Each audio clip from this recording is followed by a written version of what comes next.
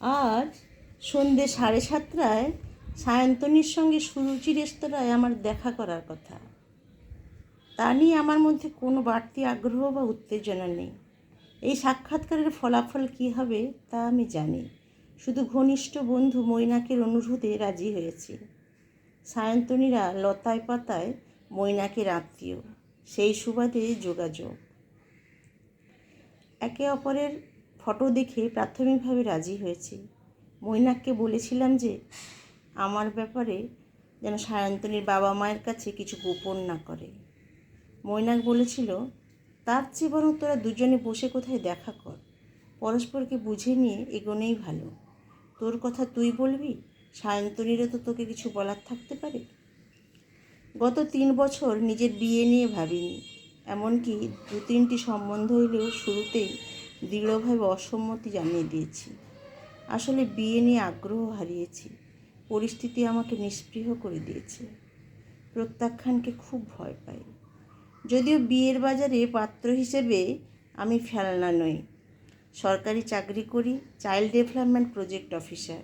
6 বছর চাকরি করা হয়ে গিয়েছে, এখন চুচুড়ায় পোস্টিং। মা চলে গিয়েছে 3 বছর আগে। সুদর্শন না হলেও দেখতে খারাপ নই। দুর্গাপুরে পৈতৃক বাড়ি। এক হিসেবে পাত্র হিসেবে আমি খুবই কাঙ্ক্ষিত।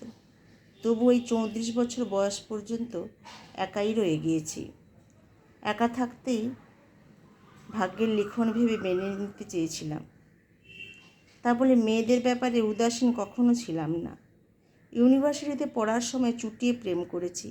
সেই প্রেম যখন গাঢ় হয়েছিল তখনই সুপর্ণাকে সত্যিটা বলে ফেলেছিলাম। নিজেদের মধ্যে কোনো গোপনীয়তা রাখতে চাইনি বলেই তা করেছিলাম। শোনো সুপর্ণা, একটা কথা বলার আছে। পার্কের বেঞ্চে বসে বলেছিলাম আমি। কি কথা? তুমি তো জানো আমার বাবা 4 বছর আগে মারা গিয়েছে। হ্যাঁ জানি তো। তারপর ফ্যামিলি পেনশনের টাকায় কষ্ট করে কাটছে তোমাদের। কলেজে পড়ার সময় থেকেই টিউশন করে নিজের খরচ চালিয়ে নাও। অনেকবার শুনেছি, এক কথা বারবার বলো কেন? আমি মাথা নেড়ে বলেছিলাম, কথাটা পুরো শোনো আগে। আমার বাবা 50 পেরোনোর পর পাগল হয়ে গিয়েছিলেন। কয়েক বছর ট্রিটমেন্টের পরে সরকারি ছেড়ে ওঠেনি। বোধহয় সরকারি চাকরি বলে চাকরিটা খাতায় কলমে টিকেছিল। সুপর্ণার মুখের রং ফ্যাকাশে হয়ে এসেছিল। শেষে গলায় ফাঁস লাগিয়ে তিনি সুইসাইড করেন। সুপর্ণা চমকে উঠেছিল। এই কথাটা আগে বলনি কেন? এই তো বললাম, আমার জ্যাঠামশাইও 60 বছর বয়সে পাগল হয়ে গিয়েছিলেন। সুপর্ণা আতঙ্কিত গলায় বলেছিল, স্টপ ইট, আর শুনতে চাই না আমি। তারপর ধীরে ধীরে সুপর্ণা নিজেকে সরিয়ে নিয়েছিল। তখন ইউনিভার্সিটির ছাত্র আমি। ভবিষ্যতে কী হব তা নিজেই জানতাম না। সুপর্ণা ঝুঁকি নিয়ে সম্পর্কটা এগিয়ে নিয়ে যেতে চায়নি। এর জন্য সুপর্ণাকে কোনো দোষ দিতে চাইনি। সংখ্যাগরিষ্ঠ মানুষই ভাবে যে পাগলামি রোগটা সম্পূর্ণভাবে জিনগত। সুপর্ণা হয়তো তেমনটাই ভেবেছিল। বিচ্ছেদের যন্ত্রণা আমাকে মনমরা করে রেখেছিল অনেক দিন।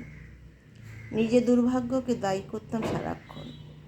মাস্টার্স ডিগ্রি পাস করার পরে বাস্তবের মাটিতে পা রাখতে হলো। জীবনের প্রতিষ্ঠিত হওয়াটাকেই পাখির চোখ করে ফেললাম। এমনিতেই অভাব অনটনের সংসার আমাদের। যে করেই হোক তাড়াতাড়ি একটা চাকরি পেতে হবে। কেমিস্ট্রিতে ফার্স্ট ক্লাস হয়েও উচ্চশিক্ষার পথে গেলাম না। ঘাড় মুখ গুজে চাকরির পরীক্ষায় প্রস্তুতি নিতে শুরু করে দিলাম। 4 বছর পর পরিশ্রমের ফল পেলাম। 28 বছর বয়সে সরকারি অফিসার হিসেবে চাকরিতে জয়েন করলাম।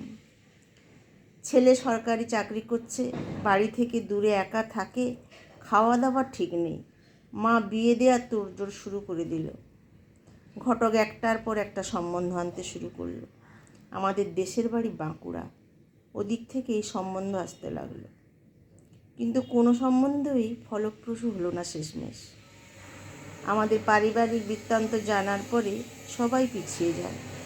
পাগলের বংশে সাধ করে মেয়ের বিয়ে দিয়ে তার সর্বনাশ করতে কেউ চায় না। ম্যাট্রিমোনিয়াল সাইটে চেষ্টা করেও লাভ হলো না। শুরুতে পছন্দ হলেও অপ্রিয় সত্যটা জানিয়ে দিই, ভবিষ্যতে কেউ যেন আমার দিকে অভিযোগের আঙুল তুলতে না পারে। মিথ্যাচার করে দাম্পত্য জীবনে প্রবেশ করার কোনো মানে হয় না। শেষমেশ আমি পরোক্ষভাবে প্রতিটি জায়গায় নাকচ করে হয়ে যাই। এভাবে 4 বছর চলার পরে অক্ষম রাগে মাকে একদিন বলেই ফেলি, খবরদার আর কোথাও আমার বিয়ের চেষ্টা করবে না। আমাদের বংশে অভিশাপ রয়েছে, তার ফল ভুগতে তো হবেই। আমি একাই থাকবো, এটাই আমার ফাইনাল ডিসিশন। মা সত্যি আর তেমনভাবে চেষ্টা করেনি। 3 বছর আগে কার্ডিয়াক অ্যাটাকে মা চলে গিয়েছে। মাথার উপরে কোনো অভিভাবক নেই, বিয়ে করার জন্য তাগাদা দেওয়ার কেউ নেই। আমিও নিজের ভবিতব্য মেনে নিয়ে নির্বিকার ছিলাম এতদিন। মৈনাকের অনুরোধ যে ফেলতে পারিনি তার কারণও আছে। একাকিত্বের জীবন আর সহ্য হচ্ছে না। নিঃসঙ্গতা আমাকে সারাক্ষণ কুরে কুরে খায়। অবচেতনে জীবনসঙ্গিনীর অভাব টের পাই ইদানিং। আজকের সাক্ষাৎকার নিয়ে আমি আদৌ আশাবাদী নেই। বাবা এবং জেঠুর পরিণতি বেশ নিষ্ক্রিয় ভঙ্গিতে বলে ফেলতে পারবো। জানিয়ে দেব যে পাগল হওয়ার সম্ভাবনা হয়তো আমারও রয়েছে, কারণ আমাদের বংশেই আছে পাগলামির বীজ। এসব শোনার পরে কোনো মেয়েই কখনো রাজি হয়নি। সায়ন্তনীয় নিশ্চয়ই তার ব্যতিক্রম হবে না। রূঢ় সত্যিটা ফোনেই বলে দিতে পারতাম। আজকের এই সাক্ষাৎ পর্বের জন্য আমরা একে অপরের ফোন নম্বর নিয়েছি। অবশ্য একটি কথাও কেউ বলিনি। ভেবেছি যে একবার মুখোমুখি বসাই যা। সুপর্ণা ছাড়া আর কোনো নারীর সঙ্গে তো আজ অবধি বসিনি। সায়ন্তনী বটানিতে মাস্টার ডিগ্রি, বয়স 32, বাবা রিটায়ার্ড স্কুল শিক্ষক, একমাত্র দাদা পুনেতে ইঞ্জিনিয়ারিং ফার্মে কাজ করে, বিয়ে করেছে। সায়ন্তনীর বয়স তো কম নয়, তাহলে এতদিন অবিবাহিত আছে কেন? এই সমস্ত প্রশ্নের উত্তর সরাসরি সায়ন্তনীর কাছেই জানতে চাইব। সেই জন্যই তো এই সিটিংয়ের আয়োজন।